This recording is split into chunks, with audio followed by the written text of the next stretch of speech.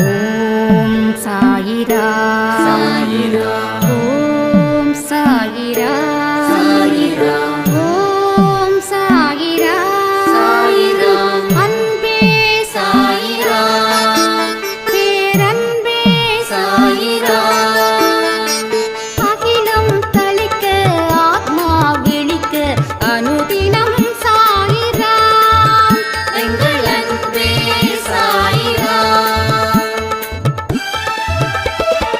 ஒன்றே இறைவன் ஒன்றே பூமிக்கென்றும் சாயிரா சரணம் சாயிரா நன்றே செய்து வாழ்வோம் நாம் ஒன்றே செய்து வாழ்வோம் அன்பே சாயிரா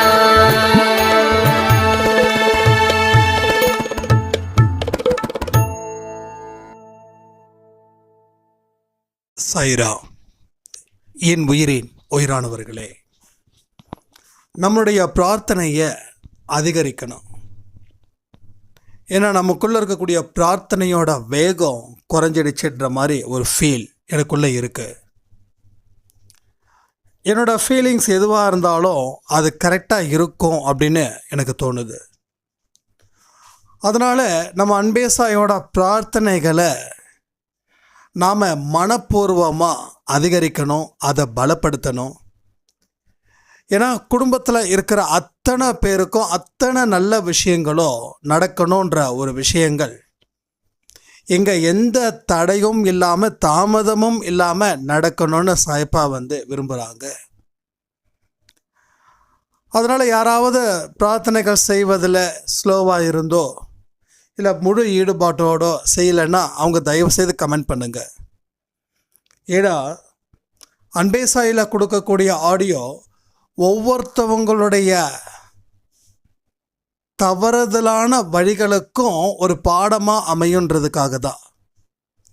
அதனால் மனப்பூர்வமாக நீங்கள் ஒத்துக்கிட்டீங்கன்னா உங்களுக்கு அதில் பரிபூர்ணமான வெற்றியும் உங்களுக்கு கிடைக்கும். அப்படின்றது தான் வாழ்க்கையோட யதார்த்தமான வெற்றிக்கு ஒரு பேஸ்மெண்ட்டாக அமையுது.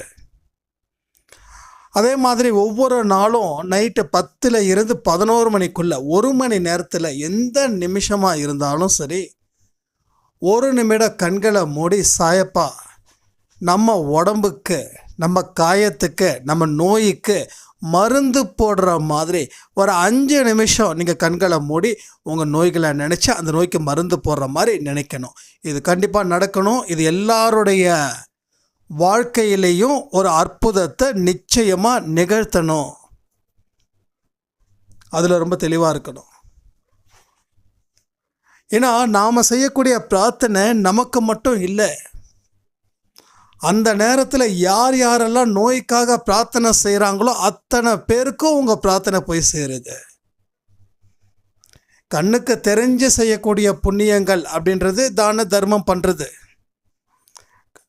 நம்ம கண்ணுக்கு தெரியாமலே நிறைய பேரோட வாழ்க்கையை நாம் செய்யக்கூடிய பிரார்த்தனை வழி நடத்துதுன்றது அது இதை விட பல மடங்கு அதிகம் வாய்ந்தது. அதனால தான் எப்பயுமே நல்ல வார்த்தைகளை நாம் பேசணும். நீங்கள் என்ன பேசுகிறீங்களோ அதுதான் உங்கள் எண்ணங்கள். உங்கள் எண்ணத்தை நீங்கள் மாற்றவே முடியாது. நீங்கள் என்ன நினைக்கிறீங்களோ அது வெளிப்படையாக வரும். ஒரு மனுஷனை நீங்கள் புகழ்ந்து பேசுவீங்க, கொஞ்ச நேரம் அது உண்மையாக இருந்துச்சு அப்படின்னா பிரச்சனை இல்லை. அது பொய்யாக இருந்துச்சுன்னா நீங்கள் எந்த மனுஷனை புகழ்ந்து பேசுனீங்களோ அந்த மனுஷனை நீங்கள் கேவலமாக பேசுவீங்க. ஏன்னா அப்போ நம்ம மனுஷன் கேவலம் இல்லை, நம்ம மனசில் எழக்கூடிய எண்ணங்கள் கேவலமாக இருக்கு. இந்த மாதிரியான விஷயத்த சாயப்பா வெறுக்கிறாங்க அப்படின்னு நாம் பல தடவை சொல்லியிருக்கோம். ஒரு சாய்ராம் சொல்லியிருந்தாங்க, என் வாழ்க்கையில் ஒரு பெரிய அளவில் நான் இன்றைக்கி ஒருத்தவங்களை ரொம்ப கேவலமாக அசிங்கமாக திட்டேன். எனக்கு அதில் இருந்து மன்னிப்பு கிடைக்குமா கிடைக்காதா அப்படின்னு சொன்னாங்க. நான் திருப்பி சொன்னேன், சாயப்பா தண்டிக்கிறவர் இல்லை, மன்னிக்கிறவர் தான்.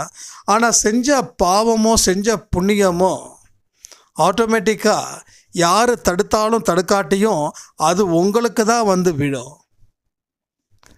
அட் சேம் டைம் இன்னொரு விஷயமும் நீங்கள் புரிஞ்சுக்கோங்க, எந்த மனுஷனை நீங்கள் திட்டுன்னு திட்டினாலும், அவங்க மனசை காயப்படுத்தினாலும், அது சாயப்பாவை காயப்படுத்துவதற்கு சமன்னு நினைங்க.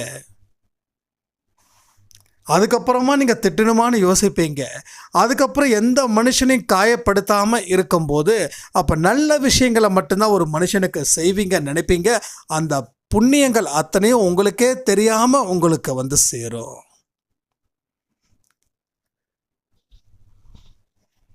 ஸோ உடம்புல பலகீனமாக இருக்கிறவன் எந்த காரியத்தையும் செய்ய மாட்டான். பலமாக இருக்கிறவன் தான் அத்தனை காரியத்தையும் துணிச்சலாக செய்வான். அப்போது நம்ம பலகீனத்தை குறைக்கணும் அப்படின்னா பலத்தை அதிகரிக்கணும். அப்போ பாவத்தை குறைக்கணும்னா புண்ணியத்தை அதிகரிக்கணும். நான் ஒரு 80 கிலோ இருக்கேன் அப்படின்னா எனக்கு ஒரு சக்தி இருக்குது. ஒருத்தவங்களுக்கு 100 கிலோ இருக்காங்கன்னா அவங்களுக்கு ஒரு சக்தி இருக்குது. ஒருத்தவங்க 60 கிலோன்னா அவங்களுக்கு ஒரு சக்தி இருக்குது. அப்போ ஒவ்வொரு மனுஷனுக்கும் ஒவ்வொரு விதமான சக்திகள் மாறிக்கிட்டே இருக்கு. நான் 40 நிமிஷத்தில் 4 கிலோமீட்டர் நடக்கிறேன் அப்படின்னா சில பேர் 40 நிமிஷத்தில் 6 கிலோமீட்டர் நடக்கலாம். சில பேர் 40 நிமிஷத்தில் 5 கிலோமீட்டரும் நடக்கலாம். ஸோ ஒவ்வொரு மனுஷனோட வில்லிங் பவர், அந்த ப்ராக்டிஸ், இதெல்லாமே அதே மாதிரி தான் நம்ம வாழ்வையில் ஏற்படக்கூடிய கர்ம வினைகள் அதிகரிச்சது அப்படின்னா அது நம்ம வாழ்க்கையை உண்டு இல்லாமல் நாமளை அது செஞ்சிடும். அப்போ அதை நம்ம பாதுகாக்கணும்னா நாம் அதை எதிர்த்து போராடுற அளவுக்கு நமக்கு புண்ணியங்கள் என்ற ஒரு கணக்கு நமக்கு அதிகமாக தேவைப்படுது. அது இருந்தால் மட்டுமே எதிர்த்து போராடி நீங்கள் வெற்றியை பெற முடியும். அப்போ இது ஒன்று வாழ்க்கையில் மிக மிக இம்பார்ட்டன்ட். இதை நாம் மறக்கலாமா? ஆனால் இதை நாம் மறந்துடுறோம். தொடர்ந்து நாம் என்ன செய்கிறோம்? தீய வழிகளை நம்ம மனசில் கவனத்தை வைக்கிறதால என்ன ஆகுது? உங்கள் வாழ்க்கையில் நீங்கள் அடையக்கூடிய வெற்றி உங்களுக்கு கடைசி வரைக்கும் எட்டாத கனி மாதிரியே போயிடுது. அது எங்கேயும் உங்களுக்கு கிடைக்கல. அது ஒரு பகல் கனவாக மாறிடுது. நிறைய பேர் சொல்லுவாங்க, வாழ்க்கையில் நான் நிறைய சாதிக்கணும்னு நினச்ச கடைசி வரைக்கும் சாதிக்க முடியல. ஏன் சாதிக்க முடியலன்னா உங்களுக்கு அந்த விதின்னு ஒன்று சொல்கிறாங்க இல்லையா, அது வழி பண்ணலை. ஏன்னா விதியை உருவாக்குறதே நாம் தான் சொல்லியிருக்கோம். ஒவ்வொரு நாளும் நம்ம வாழ்க்கையை எழுதுகிறோம். எப்படி வாழணுன்றதை நம்ம தீர்மானிக்கிறோம். நம்ம எண்ணத்தின் மூலமாக, செயல்கள் மூலமாக, மற்றவங்களுக்கு விளையக்கூடிய பலன்கள் மூலமாக, அது நல்ல பலனா கெட்ட பலனா. ஒரு மனுஷனை சீரழிக்கிறதுக்கு நம்ம தயாராக இருந்தால் நம்ம வாழ்க்கை சீரழிக்கப்படும். ஒரு மனுஷனை வெற்றி பெறுவதற்கு நம்ம தயாராக இருந்தால் நமது வாழ்க்கை வெற்றி பெறுவதற்கு உண்டான வழியை அது செலுத்தும். இதில் உங்களுக்கு சந்தேகம் இருந்துச்சுன்னா நீங்கள் கமெண்டில் கமெண்ட் பண்ணுங்கள். அப்போ நம்மளோட வேகம் குறையக்கூடாது. பிரார்த்தனை செய்யும்போது என்னைக்கும் ஒவ்வொரு நாளும் அந்த பிரார்த்தனை வலிமை மிக்கதாக ஆக்கணும். நம்ம மறந்துடுவோம். ஏன்னா பழக்க வழக்கங்கள் வேறு மாதிரி நம்மளை கொண்டு போகுது. ஒரு வாரம் நம்ம ரொம்ப ஆக்டிவாக இருப்போம், அடுத்த வாரம் ஆக்டிவாக இல்லாமல் இருப்போம். அப்போ ஏன் அந்த ஆக்டிவாக இருந்தோம் அப்படின்னா நம்ம ஏதோ ஒரு மாற்றத்தை ஏற்படுத்தி அந்த வழிகளை நம்ம நடக்க முயற்சி செஞ்சோம். அதனால் நம்ம சுறுசுறுப்பாக இருந்தோம். அதுக்கப்புறம் நாம் அதை நோக்கி செயல்படலை. அதனால் மறுபடியும் பழைய மாதிரியான வாழ்க்கையை வாழ ஆரம்பித்தோம். இதான் உண்மை. ஒரு சாய்ராம் கேட்டாங்க, ஒரு நாள் மாதிரி ஒரு நாள் இருக்கிறதில்ல, என்னன்னே புரியல.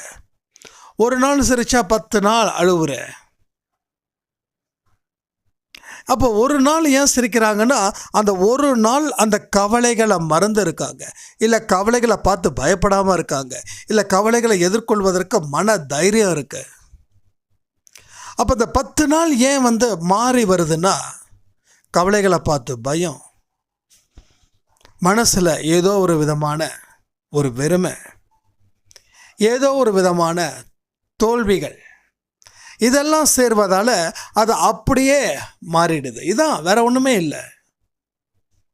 நீங்கள் வாழ்க்கையை பார்த்து ரொம்ப காம்ப்ளிகேட்டடாக ஆக்கிக்காதீங்க. ரொம்ப வாழ்க்கைன்றது ரொம்ப சிம்பிள். புரிஞ்சவனுக்கு ரொம்ப சிம்பிள். வாழ்க்கையை புரிஞ்சிக்க முயற்சிகள் செய்யணும். வாழ்க்கைனா என்ன? நீங்கள் தாங்க வாழ்க்கை. உங்களை தாண்டி வேற ஒன்றுமே இல்லை. நீங்கள் உயிரோடு இருந்தால் அதுதான் வாழ்க்கை. நம்ம உயிரோடு இல்லைன்னா வாழ்க்கை பற்றி என்ன தெரியும்? சில பேர் வாழ்க்கையை புரிஞ்சிக்க முடியலன்னா சொல்கிறவங்க அத்தனை பேர் தன்னை பற்றி புரிஞ்சிக்க தோத்துட்டாங்கன்னு அர்த்தம். நிறைய பேரோட சந்தேகம், நிறைய பேரோட புலம்பல் என்னென்னா, வாழ்க்கையை புரிஞ்சிக்கவே முடியல, வாழ்க்கையை ரசிக்க முடியல, வாழ்க்கையில் வெற்றி பெற முடியல. ஸோ வாழ்க்கைன்றது என்னமோ நினச்சிட்டு இருக்காங்க. என்னமோ வேற ஒரு மனுஷனையோ, இல்லை வேற ஒரு உலகத்தையோ, இல்லை வேற்று கிரகத்தையோ. சத்தியமாக இல்லை. நீங்கள் தான் வாழ்க்கை. நீங்கள் என்ன புரிஞ்சுக்கிறீங்களோ அதுதான் வாழ்க்கை. ஸோ வாழ்க்கை ரொம்ப சிம்பிளாக பாருங்க. அது புரியாத புதிர் இல்லை. அப்போ நீங்கள் புரியாத புதிராக இருக்கிறதால, உங்களுடைய பலத்தையும் உங்கள் பலகீனத்தையும் தெரிஞ்சுக்காமல் இருப்பதால், வாழ்க்கையில் தோற்றதால் வாழ்க்கையை தோத்துட்டீங்கன்னு நீங்கள் ப்ரூஃப் பண்ணுறீங்க. இதை தான் ஒவ்வொரு நொடியும் நீங்கள் நினச்சிக்கிட்டு இருக்கீங்க. ஸோ உங்களை பற்றி புரிதல் என்னைக்கு வருதோ அன்னைக்கு வாழ்க்கையும் நீங்களும் ஒன்று தான் அப்படின்ற ஒரு விஷயம் உங்களுக்கு புரியும். நான் கூட யோசித்தேன், ஒரு சில காலத்தில் ஆன்மீகத்தை பற்றி பெருசாக புரிஞ்சிக்காமல் இருக்கும்போது, வாழ்க்கையை பற்றி நல்லா புரிஞ்சுக்கணும். எதை புரிஞ்சுக்கணும்? யாரை புரிஞ்சுப்பீங்க? மற்றவங்கள புரிஞ்சு என்ன செய்ய போகிறீங்க? மற்றவங்கள புரிஞ்சிக்க வேண்டிய அவசியம் என்ன இருக்குது? மற்றவங்கள புரிஞ்சுக்கணும்னு சொல்லியே வாழ்க்கை முழுக்க முழுக்க எந்த உருப்படி இல்லாத வேலையும் நாம் செஞ்சுக்கிட்டு இருக்கோம். ஸோ வாழ்க்கைன்றது அது இல்லை. உங்களை புரிஞ்சிக்க வேண்டியது தான் வாழ்க்கை. உங்களை நீங்கள் புரிஞ்சுக்கிட்டா எல்லா விஷயத்தையும் உங்களை எளிதில் நீங்கள் ஃபேஸ் பண்ணலாம். நீங்கள் பெரிய ஒரு ஆளாக இருந்தாலும் சரி, ஒரு சாதாரண ஆளாக இருந்தாலும் சரி, இல்லை ஒரு நடுத்தரமான ஆளாக இருந்தாலும் சரி, படுத்தா நிம்மதியாக தூக்கம் வர்றது எத்தனை பேருக்கு? கமெண்ட்டில் கமெண்ட் பண்ணுறீங்களா? படுத்தனா எப்போ வேணாலும் நான் தூங்குவேங்க. எந்த இடம், எந்த ஊர், அதெல்லாம் எனக்கு முக்கியமே இல்லை. தூங்கணும்னு நினச்சா நான் தூங்கிடுவேன். எத்தனை பேருக்கு அந்த பாக்கியம் இருக்குது? நிறைய பேருக்கு இரவுகளில் தூக்கமே வராது. புரண்டு புரண்டு புரண்டு புரண்டு படுப்பாங்க. ஏன்னா உங்களை நீங்கள் புரிஞ்சிக்கல. உங்களுக்கு என்ன வேணும் அப்படின்றது தெரியல. ஒன்று இது வேணும்னு நினைக்கிறீங்க, இன்னும் கொஞ்ச நேரத்தில் வேற ஒன்று வேணும்னு நினைக்கிறீங்க, அதுக்கப்புறம் வரக்கூடிய நேரத்தில் மூணாவது ஒன்று வேணும்னு நினைக்கிறீங்க. அப்போ என்ன வேணும்? அப்போ என்ன வேணும்னு தெரியாமல் இருக்கிறதால தான் இந்த குழப்பம். அந்த குழப்பந்தான் உங்களுக்கு எந்த விதத்துலேயும் உங்கள் வாழ்க்கையில் நன்மைகள் தரவே இல்லை. வாழ்க்கைன்றதும் நீங்கள் தான், கடவுளுன்றதும் நீங்கள் தான், சக்தின்றதும் நீங்கள் தான், வெற்றின்றதும் நீங்கள் தான், தோல்வின்றதும் நீங்கள் தான், அவமானன்றதும் நீங்கள் தான், வெகுமானன்றதும் நீங்கள் தான். ஏன்னா நீங்கள் உயிரோடு இருந்தால் தான் கடவுளை உணர முடியும், வெற்றியை அனுபவிக்க முடியும், தோல்வியை அனுபவிக்க முடியும், எல்லாத்தையும் அனுபவிக்க முடியும். வேறு என்ன பெருசாக இருந்துட போகுது? நீங்கள் உங்களை பற்றி ஸ்டடி பண்ணாவே போதும். நீங்கள் வாழ்க்கையில் பல தத்துவங்களை பேசலாம். என்கிட்ட தயவு செய்து சில பேர் வாட்ஸ்அப் இருக்கும்போது லிங்க்கை அனுப்புவாங்க. இதை கேளுங்க, இது உங்களுக்கு பயனாக இருக்கும், ஈவினிங் பேசுகிறதுக்கு, மார்னிங் பேசுகிறதுக்கு. அது தேவையில்லைங்க. நம்மளுடைய ஸ்டடி, நீ என்ன ஸ்டடி பண்ண அதை நீ படி. அதை படித்ததை நீ 10 பேருக்கு சொல்லு, அவ்வளோதான். நான் அதிகமாக படித்ததுன்றது சச்சரிதம் புக்கு மட்டும்தான், வேறு எதுவும் இல்லை. அப்புறம் பகவத்கீதையில் சில வார்த்தைகள் அது எப்பயோ படித்தது தான் இன்றைக்கு வரைக்கும் நான் திரும்ப திரும்ப சில விஷயத்த சொல்லிகிட்ருக்கேன். அப்புறம் ராமலிங்க அடிகளாருடைய சில விஷயங்கள்.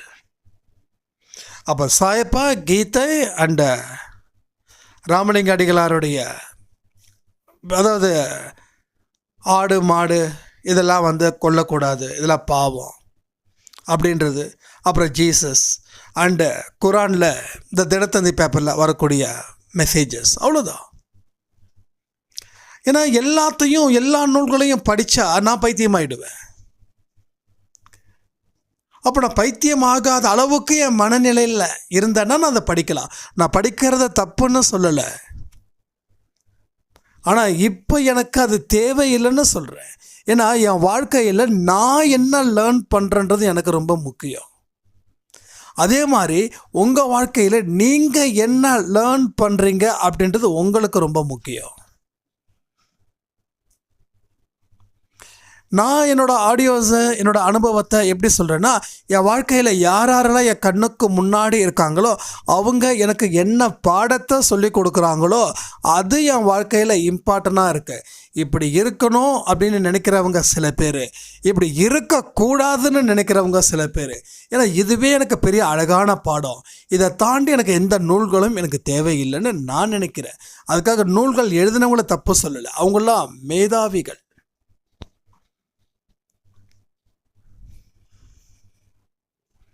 எனக்கு என்னோடய பசிக்கு சாப்பாடு இங்கே கிடைக்குது. ஒருவேளை 10 அப்படின்னா அதை நம்ம ட்ரை பண்ணுவோம். எனக்கு என்னென்னா என்னுடைய இண்டிவிஜுவாலிட்டி மாறிடக்கூடாதுன்றதில் நான் ரொம்ப தெளிவாக இருக்கேன். ஒரு புக்கை பார்த்து அதை நான் சொல்லணுன்னா அந்த புக்கையே நான் உங்களை ரெஃபர் பண்ணிவிடுறேன், இந்த புக்கை படிங்க அப்படின்னு. என்னுடைய வலியும் என்னுடைய வேதனையும் என்னுடைய வெற்றியும் என்னுடைய தோல்வியும் என்னுடைய அவமானமும் என்னுடைய வெகுமானமும், அதுக்கு பின்னாடி நடந்த அனுபவத்தை சொல்ல வேண்டியது என் கடமை. நீ சொல்லு அப்படின்னு சாயப்பா சொல்கிறாரு, நான் சொல்லுறேன். அப்படிதான் ஒரு சாய்ராம் சொன்னாங்க, நான் நிறைய புக்ஸ் படிக்கிறேன், நிறைய ஆடியோஸ் கேட்குறேன், ஆனால் வாழ்க்கையில் என்னால் ஜெயிக்க முடியல. நீங்கள் நிறைய படிச்சிங்கன்னாவே உங்களுக்கு குழப்பம் ஸ்டார்ட் ஆகுதுன்னு அர்த்தம். ஒருத்தவங்க இதை செய்யணுவாங்க, ஒருத்தவங்க இதை செய்யக்கூடாதுன்னுவாங்க. ஒருத்தவங்க ஆசைப்படுன்னுவாங்க, ஒருத்தவங்க ஆசைப்படக்கூடாதுன்னு சொல்லுவாங்க. ஒவ்வொருத்தவங்களும் ஒவ்வொரு விதமான அனுபவத்தில் இருந்து எடுத்திருக்காங்க. ஆனால் நான் என்ன சொல்கிறேன், ஒரு நடுநிலைமையோடு நான் சொல்கிறேன், ஆசைப்படுன்னா நம்ம ஆசைப்படுறதுக்கு துட்டு வேணும். இப்போ இருக்கிற பிரச்சனையை நம்ம சமமான இடத்துக்கு கொண்டு வந்ததுக்கு அப்புறம் தான் வாழ்க்கை ஆரம்பிக்கக்கூடிய கட்டாயம் ஸ்டேஜில் இருக்குது. 3 வேளை நமக்கு சாப்பாடு கிடைக்குதா, நல்ல துணிமணி கிடைக்குதா, இருக்கிறதுக்கு இடம் இருக்கா, எல்லாத்தையும் மீட் பண்ணுறதுக்கு வருமானம் இருக்கா. ஆனால் அது இங்கே நம்மளை மாதிரி பல பேருக்கு இல்லை. அதை சரி பண்ணி அதை சமன் பண்ணி அதுக்கப்புறமா நம்ம யோசிக்கிறதுக்கு உண்டான வாய்ப்புகள் இருந்துச்சு. நம்ம எதை வேணாலும் பேசலாம், ஆசைப்படுன்னு சொல்லலாம். ஆனால் இப்போ ஆசைப்படாத, முதல்ல உன் குறிக்கோளை அடைவர வரைக்கும் நீ தியாகம் செய்கின்றது தான் கரெக்டான வார்த்தைன்னு எனக்கு தோணுது.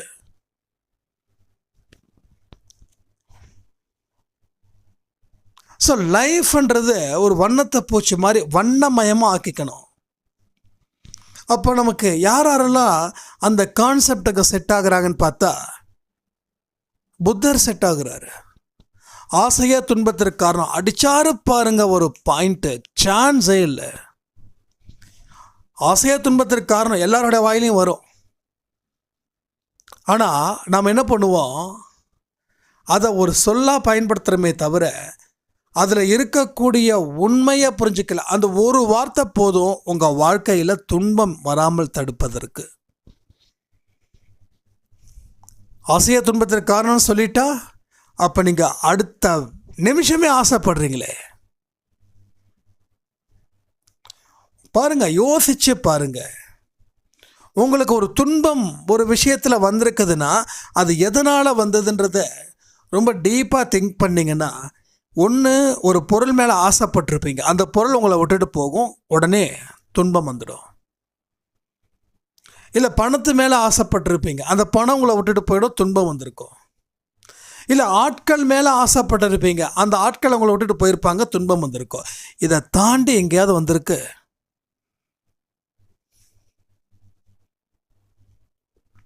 அதுக்காக உங்களுக்கு துறவியாக வாழ சொல்லலை. எந்த ஒரு விஷயமும் உங்கள் வாழ்க்கையில் வந்தது திரும்பி போயிடுச்சுன்னா, அது மூலமாக பிரச்சனை வருதுன்னா, அப்போ அந்த ஆசைப்படுறதா வேண்டாமான்றதை யோசித்து அந்த துன்பத்தை தாங்க முடியும், என்னால் அதில் இருந்து மீள முடியும் அப்படின்னா நீங்கள் ஆசைப்படலாம். வேண்டான்னா அது வேண்டாம், அது எந்த காலத்துக்கும் அது வேண்டாம், அதை நிறுத்தி வச்சிடுங்க, அது ஆபத்து. சில பேர் சொல்லுவாங்க அழகு ஆபத்து. இதெல்லாம் ஒரு சைக்கோத்தனமான விஷயங்கள். அழகான பெண்கள் ஆபத்துன்னு என்கிட்ட ஒருத்தர் சொன்னார். அப்போ அசிங்கமான பெண்கள் ஆபத்து இல்லையான்னு நான் திருப்பி கேட்டேன். இதெல்லாம் சும்மா, இதெல்லாம் பேத்தல். என்னமோ சொல்லணுன்றதுக்காக சொல்லிடக்கூடாது. அப்போ நம்ம வீட்டில் இருக்கக்கூடிய அம்மா அசிங்கமாக இருக்காங்களா? இல்லை கூட பிறந்த அக்கா தங்கச்சி அசிங்கமாக இருக்காங்களா? இல்லை பிறந்த பெண் குழந்தை அசிங்கமாக அதுன்னா பெண்களை மட்டும் தாக்குதல், அழகாக இருக்கிற பெண்கள் ஆபத்துன்னு. இது பைத்தியக்காரத்தனமானதா இல்லை? இது என்னை பொறுத்த வரைக்கும் ஒரே விஷயந்தாங்க. அது யாரோ எங்கேயோ எனக்கு சொன்னாங்க, எந்த பெண்களையும் ஆபாசமாக பார்க்காத. அப்படி ஆபாசமாக பார்க்கணுன்னு நினச்சா அந்த உடம்புக்குள்ளே இருக்கக்கூடிய அந்த எலும்பும் சதையும் அந்த ரத்தமும் பாரு, அதுக்கப்புறமா நீ அதை பார்க்க மாட்ட. இது என் வாழ்க்கையில் நான் எப்பயுமே கடைப்பிடிக்கக்கூடிய ஒரு விஷயம். அதுக்கப்புறம்தான் பெண்களுக்கு நல்ல மனசு ஒன்று இருக்குது. ஏன்னா பெண்கள் அவங்களால தான் நாம் பிறந்தோம். அந்த இடத்துல நம்ம வரும்போது பெண்களை எப்படி மதிக்கணும் அப்படின்றத கற்றுக் கொடுத்தாங்க. யார் கற்றுக் கொடுத்தாங்க? நமக்குள்ளே இருக்கக்கூடிய குருவாக இருக்கக்கூடிய, நண்பனாக இருக்கக்கூடிய, தகப்பனாக இருக்கக்கூடிய கடவுள் சாயப்பா. இந்த கான்செப்டில் நம்ம போகும்போது பார்த்தீங்கன்னா எந்த பெண்களையும் அசிங்கமாக பார்க்கவே மாட்டோம். ஏன்னா செஞ்ச பாவத்துக்கு தான் இந்த பிறவி எடுத்திருக்க. இங்கே வந்ததுக்கப்புறமும் நீ ஆட்டத்தை ஆடுன அப்படின்னா அடுத்த பிறவி ரொம்ப மகா மோசமாக இருக்கும். இந்த பிறவி எடுக்கிறதுக்கு எவ்வளோ தவம் செஞ்சுருக்கோம். 1வது அறிவில் இருந்து நாம் பிறந்திருக்கோம். இப்போ 6வது அறிவு, இதுதான் லாஸ்ட்டு.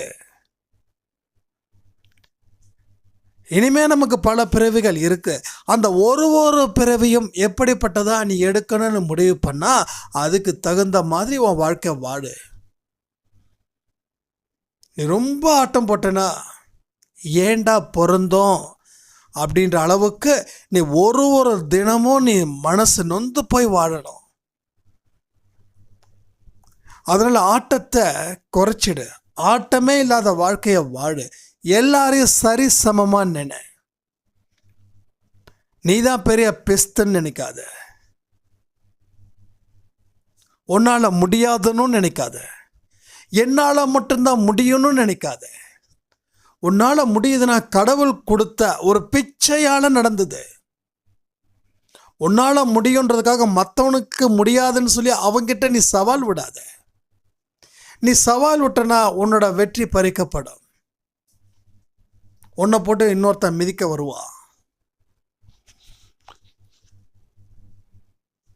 உன்னை போட்டு மிதிச்சுக்கிட்டே இருந்தா நீ எப்போ எந்திரிக்கிறது? இந்த ஒரு வெற்றியால் கர்வம் படைக்காத, ஆணவம் தலை தூக்காத, கொஞ்சம் பொறுத்துரு.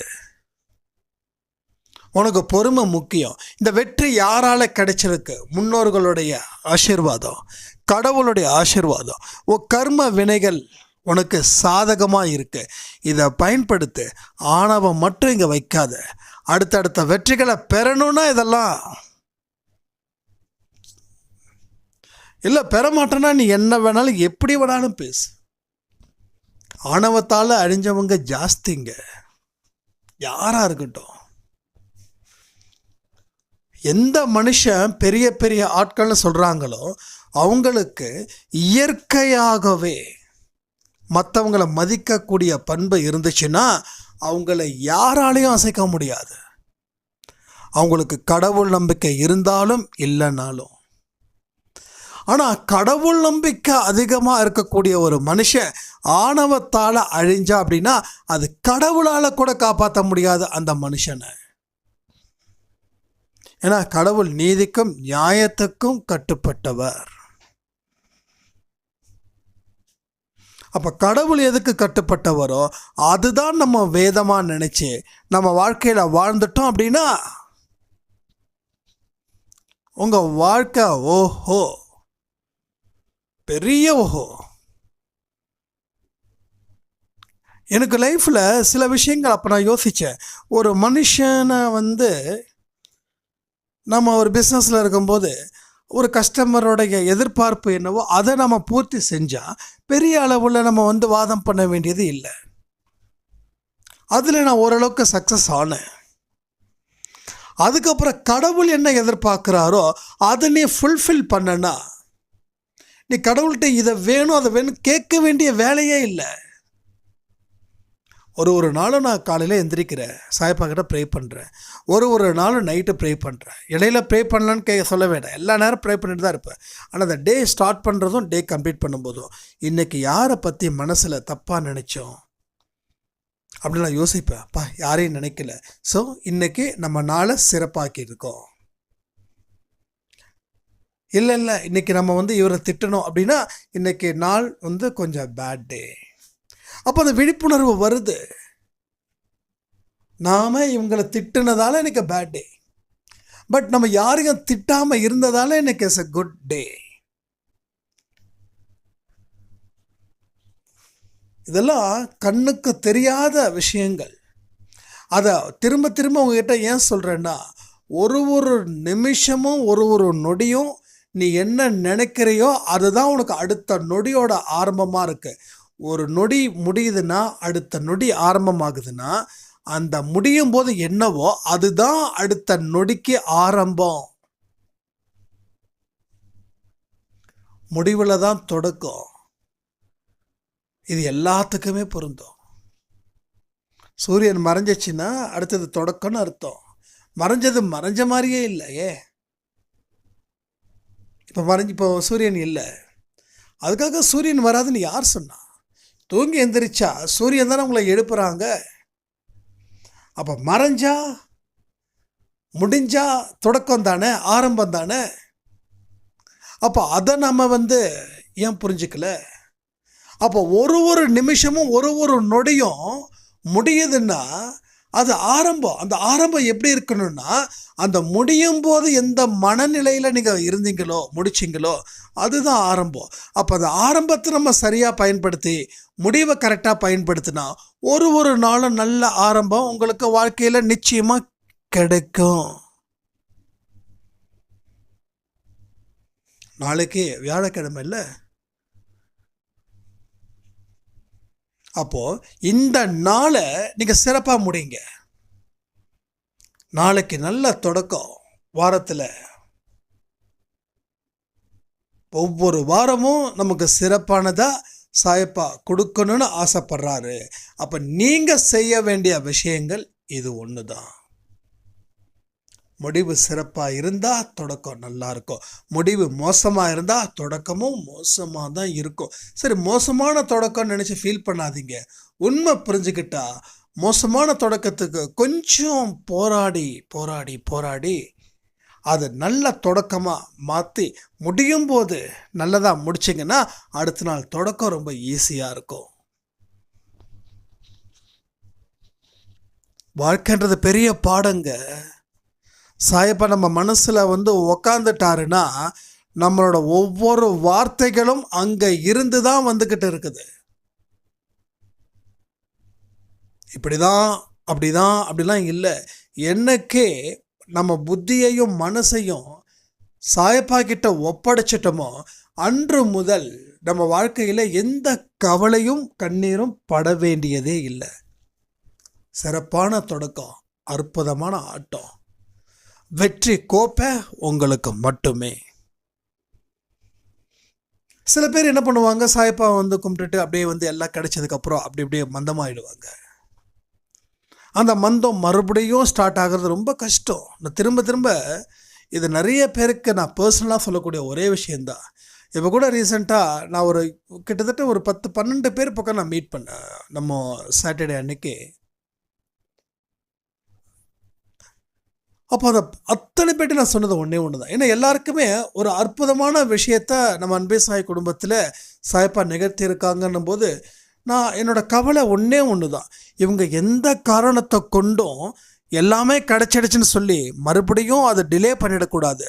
அந்த பிடிக்க வேண்டிய பிடியை இன்னும் இறுக்கி தான் இருக்கணுமே தவிர அதை ஃப்ரீயாக விட்டுடவே கூடாது.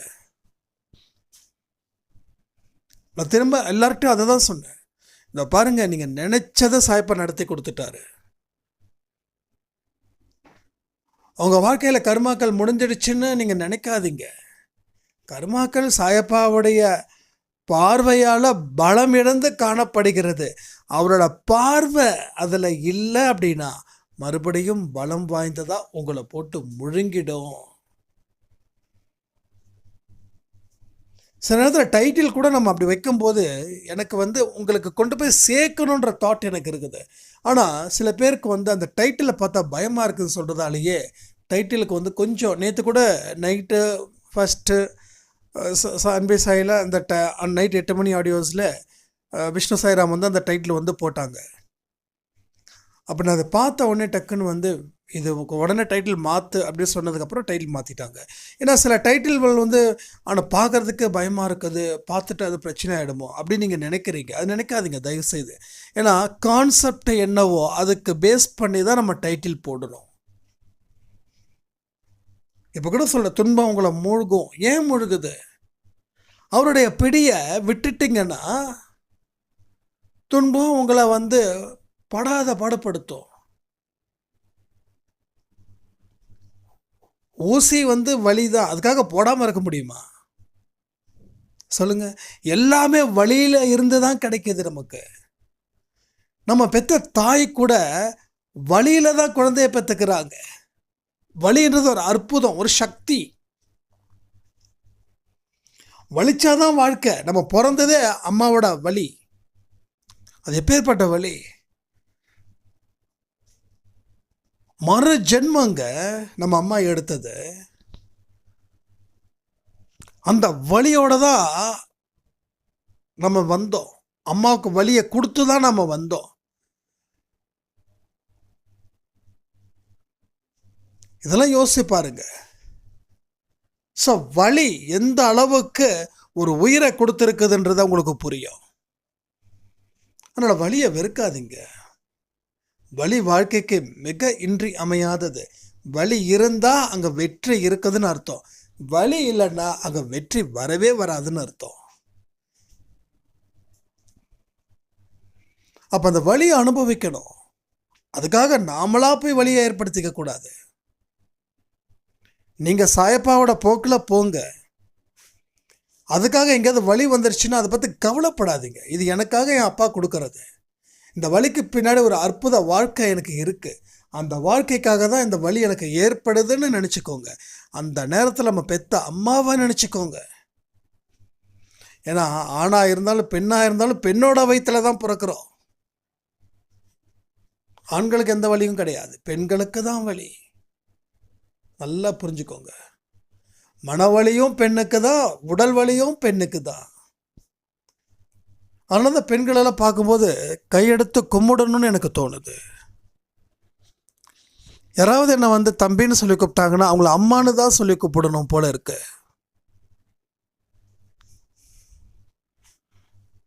ஏன்னா அந்த வலியை தாங்கிறது அந்த பெண் மட்டும்தான். அந்த வலியால் ஒரு உயிர் கிடைக்குது. அப்போ இந்த சின்ன வலியை கூட நம்ம தாங்கிக்க மாட்டோமா? இந்த சின்ன வலியை தாங்கிறதுக்கு நமக்கு என்ன அவ்வளோ கஷ்டம், அவ்வளோ கசப்பு. வலியை தாங்கிக்கோங்க. பிரார்த்தனையோட விஷயத்தை பலப்படுத்துங்க. உங்கள் வாழ்க்கையில் பெரிய அற்புதங்கள் சாயப்பா நடத்துவதற்கு தயாராக இருக்காங்க அப்படின்றத மறந்துடாதீங்கன்னு சொல்லி இந்த ஆடியோவை நான் முடிக்கிறேன். ஜெய் சாய்ராம்.